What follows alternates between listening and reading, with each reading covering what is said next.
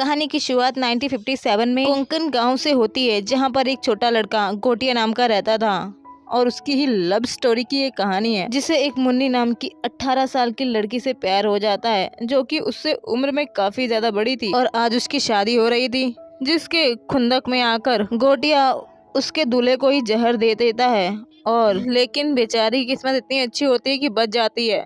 लेकिन बेचारी गोटिया की किस्मत क्या कह सकते हैं, उसकी माँ को ये बात पता चल जाती है और फिर वो गुस्से में आकर गोटिया का मुंडन करवा देती है और उसे मुन्नी को भूलने के लिए कहती है। लेकिन कहते हैं ना, बचपन का प्यार मेरा भूल नहीं जाना रे। उसी की तरह गोटिया के भी दिमाग पर मुन्नी का खुमार छाया हुआ था और वो इस बात को एक्सेप्ट करने को तैयार ही नहीं था। वहीं मुन्नी की शादी भी हो जाती है, जिससे मुंजा का दिल टूट जाता है और वो अपनी बहन को लेकर वहां से जाने लगता है, वो भी एक ऐसे गांव में जहां पर लोगों का मानना था कि वहां पर जादू टोना जैसी चीजें होती हैं, जिससे जो चाहो वो मिल जाता है। वहीं मुंजा भी उस पेड़ के नीचे जाकर एक तपस्या टाइप कुछ करने वाला था, जहां पर उसे एक बलि भी देनी थी और वो अपनी बहन को वहां पर ले जाता है, क्योंकि बलि के तौर पर वो अपनी बहन को ही चढ़ाने वाला था।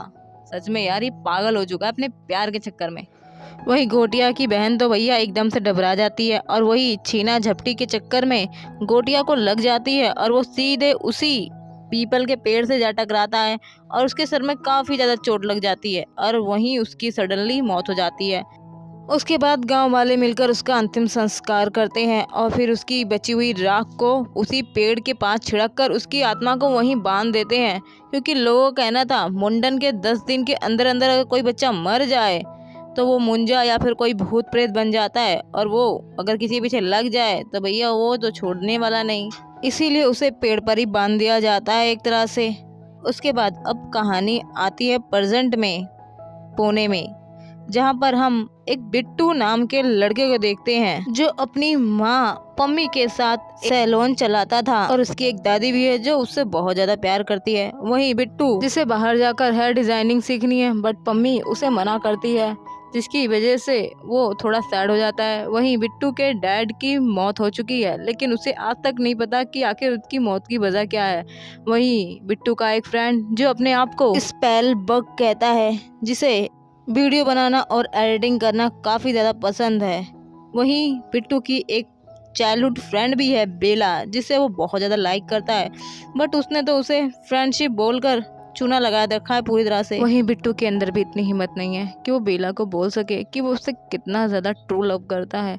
वहीं बेला का एक फॉरनर बॉयफ्रेंड भी है जिसका नाम कुब्बा है, और साथ ही बेला ने एक जुम्बा क्लास भी स्टार्ट की है जिसका नाम उसने कुबेला रखा है। वहीं बिट्टू को हमेशा ही रात में अजीब से सपने आते हैं, जिसमें उसे वही पेड़ नजर आता है जिसमें गोटिया मुंजा को कैद किया गया था।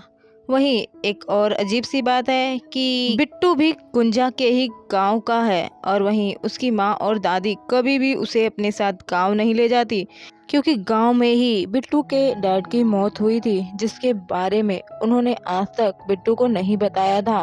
वहीं पम्मी और दादी जी को गांव जाना ही पड़ता है, क्योंकि बिट्टू के कजन ब्रदर की एंगेजमेंट थी जहां जाना जरूरी था। वहीं अब हमें बिट्टू के चाचा बालू को भी दिखाया जाता है, जिससे पम्मी की तो बिल्कुल भी नहीं बनती थी। वहीं जब बालू को ये पता चलता है तो वो जल्दी से आकर अपनी माँ से कुछ पेपर्स पर साइन कराने के लिए कहता है। वहीं उसकी दादी उसे मना करते हुए कहती है, बिल्कुल भी नहीं, मैं वो चेतक बाड़ी कभी नहीं बेचूंगी, क्योंकि वो श्रापित जगह है। ये सुनकर तो बालू को बहुत ज्यादा गुस्सा आता है और वो बोलता है कि आप मेरे टाइम में तो आनाकानी कर रही हैं, और अगर आपका बड़ा बेटा बोलता तब तो आप फटाफट साइन कर देती, और मेरे टाइम में सीधे मना कर रही हैं। और वैसे भी वो भी तो चेतक बाड़ी बेचना चाहता था, जिसकी वजह से वो पानी में डूबकर मर भी गया, और अब आप मेरे टाइम में मना कर रही हैं। वहीं बिट्टू भी अपने चाचा की ये बात सुन लेता है। वहीं बिट्टू को उकसाने के लिए उसके चाचा बालू उसे बता देते हैं कि तुम्हारा बाप उस पेड़ को जलाने गया था, जिसकी वजह से वो वहां पर पानी में डूबकर मर गया।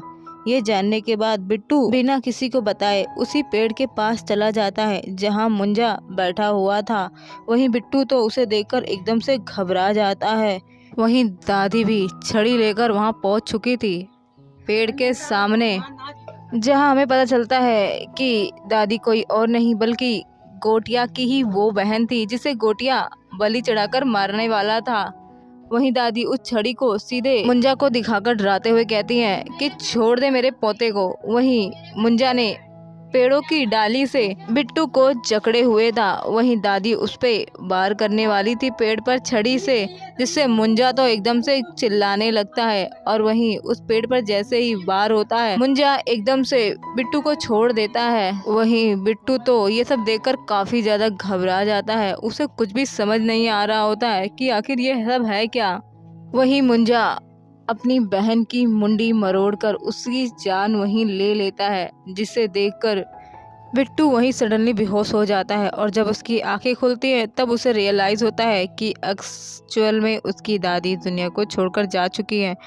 वहीं उसके चाचा को अपनी मॉम की डेथ सुनने के बाद थोड़ा अफसोस होता है और साथ ही इस बात का दुख कि वो प्रॉपर्टी पे साइन नहीं करवा पाया। वहीं मम्मी बिट्टू को वापस लेकर शहर जा रही थी कि तभी बिट्टू की नज़र पीछे सीट पर पड़ती है जहां पर मुंजा बैठा हुआ था, जिसे देखकर तो बिट्टू एकदम से घबरा जाता है अपने पीछे मुंजा को देखकर। वहीं मुंजा बिट्टू के पीछे पीछे उसके घर वापस आ जाता है और उसके पीछे पीछे लग जाता है, जिससे बेचारे बिट्टू की तो हवा टाइट हो जाती है कि आखिर इस बला से पीछा कैसे छुड़ाया जाए। वहीं मुंजा उसे काफी ज्यादा परेशान कर रहा होता है। वहीं पम्मी बिट्टू की ऐसी हालत देख यही सोचती है कि वो दादी के जाने के गम की वजह से इतना ज्यादा सैड है, और उसे तो ऐसा लगने लगा था कि जैसे दादी के जाने के गम में कोई नशा वशा ना करने लगे। वहीं बिट्टू सिर्फ अपने दोस्त पील बग को बताता है, लेकिन वो भी उसकी बातों पर भरोसा नहीं करता। लेकिन जैसे ही शाम होती है वैसे ही मुंजा उसकी भी अच्छी खासी पिटाई कर देता है, जिससे उसे भी उस पर यकीन हो जाता है। और वो पूछता है कि आखिर वो चाहता क्या है, तो बिट्टू उसे बताता है कि उसे अपनी प्रेमिका से शादी करनी है। वही मुंजा जब भी आता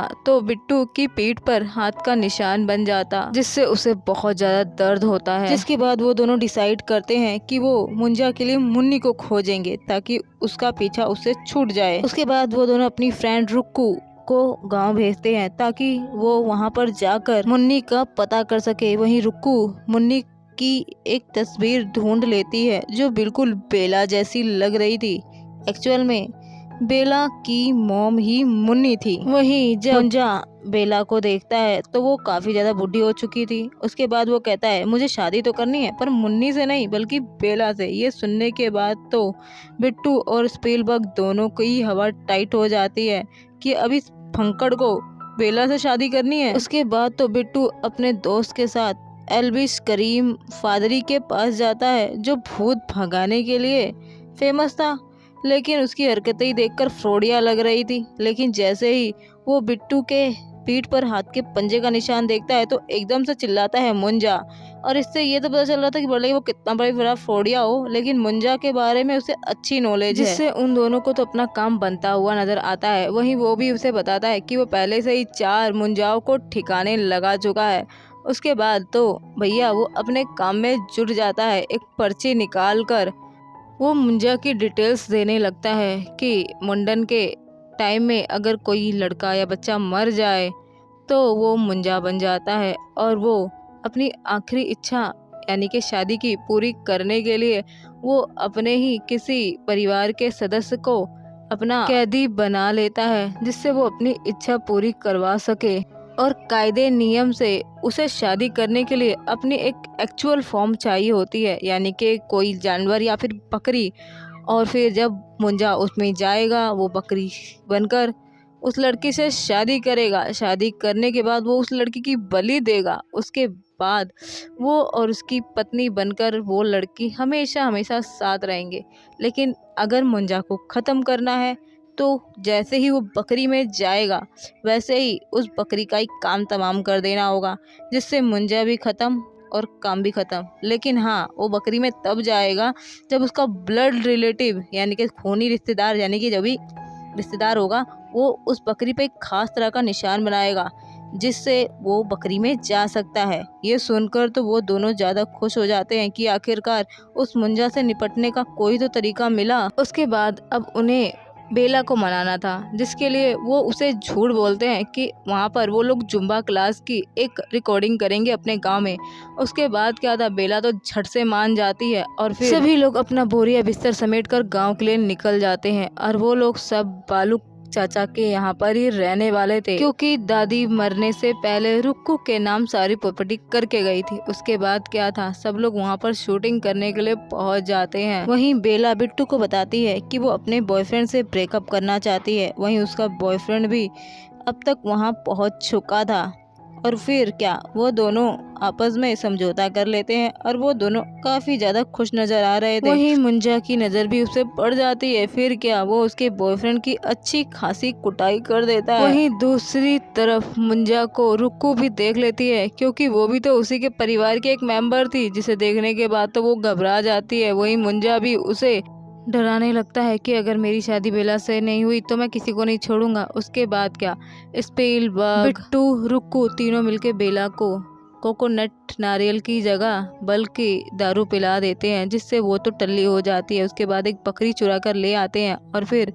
बिट्टू उस पर एक निशान बनाता है, जिससे मुंजा उस बकरी के अंदर एंटर हो जाता है और अब उन्हें अपने काम को अंजाम देना था। वहीं बेला तो नशे में टल्ली थी और वो बकरी को मरने से बचा लेती है। और फिर क्या, मुंजा बेला के अंदर एंटर कर देता है और बेला की आत्मा बकरी में चली जाती है, जिससे मुंजा तो अब हाइपर हो जाता है और सबको अच्छी खासी कुटाई करता है। और फिर सब लोग बड़ी ही मुश्किल से बकरी को लेकर वहां से रफू चक्कर हो जाते हैं। वहीं बालू काका जब अपनी बकरी को देखते हैं तो वो उसे अपने साथ ले जाते हैं। उसके बाद क्या, वो सब लोग अब बेला को ढूंढ रहे होते हैं, मतलब बकरी को, जिससे उन्हें पता चलता है कि बालू काका बकरी लेकर चले गए। उसके बाद क्या, वो पम्मी आंटी को बोलते हैं कि बकरी को लेकर आए। उसके बाद क्या, पम्मी आंटी वहाँ पर गुस्से में पहुँच जाती हैं बकरी लेने। वहीं दूसरी तरफ बेला यानी कि मुंजा हाइपर हो चुका था और गांव पहुंचकर बस तबाही मचा रहा था कि तभी प्रभाकर उसे अपने पाउडर के घेरे में लेते हैं। और उन लोगों का प्लान वही था कि बकरी को लाएंगे और इस मुंजा को उसमें वापस डाल के सिंबल बनाकर वापस से बेला को ठीक कर बकरी का काम तमाम कर देंगे। लेकिन बालू तो कहता है कि वो बकरी को बनाकर पचा चुका है, यानी कि खा चुका है। वहीं मुंजा भी उस पाउडर के घेरे से निकल जाता है और काफी ज्यादा हाइपर हो जाता है। वहीं स्पीलबर्ग भी बेला वाली बकरी को ढूंढ चुका था, क्योंकि जो बकरी चाचा जी ने खाई थी वो दूसरी थी। और फिर अब वो तीनों को ही एक जगह इकट्ठा हो जाते हैं, जहाँ पर तीनों के ऊपर ही खून का सिंबल बना था, बकरी, मुंजा और चचा जी। उसके बाद क्या, वह तीनों ही हवा में उड़ने लगते हैं और फिर सभी की आत्मा एक दूसरे में ट्रांसफर हो जाती है, जिससे बेला तो ठीक हो जाती है, लेकिन चाचा जी के अंदर मुंजा की आत्मा आ जाती है, जो सब पर हमला करने लग जाती है। वहीं बिट्टू के पास उसकी दादी की आत्मा उसे बताती है कि कैसे उसे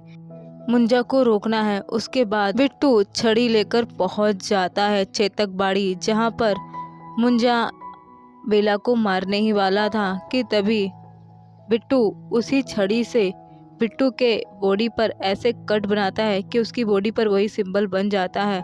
उसके बाद वो अपने खून से उस पेड़ पर भी वही सिंबल बना देता है, जिससे मुंजा सीधे पेड़ में चला जाता है। लेकिन पेड़ में जाने के बाद भी वो बेला और बिट्टू को दबोच लेता है, लेकिन बेला उसे जलने वाला लिक्विड पेड़ पर डालकर उस पेड़ में आग लगा देती है, जिससे वो दोनों बच जाते हैं। और फिर अब हमें कुछ महीने बाद का सीन दिखाया जाता है, जहां बिट्टू और सभी बाकी लोग वापस पुणे आ चुके हैं। और वहीं बिट्टू ने भी अपने प्यार का इकरार बेला से कर दिया था और बेला भी हाँ कर देती है, जिससे वो दोनों की भी लव स्टोरी शुरू हो जाती है। वहीं बाकी सब लोग भी अपनी अपनी लाइफ में काफी ज्यादा हैप्पी थी। और वहीं प्रभास भी अपना वही पुराना भूत भगाओ काम शुरू कर चुका था। वहीं बेला स्पील में एंजॉय कर रही थी और स्पीलबर्ग भी अपना काम काफी अच्छा चल रहा था। वहीं बालू काका तो अपने आप को पेड़ समझकर अपने आप में ही पानी डलवा रहे थे, क्योंकि उनका दिमाग खिल चुका था।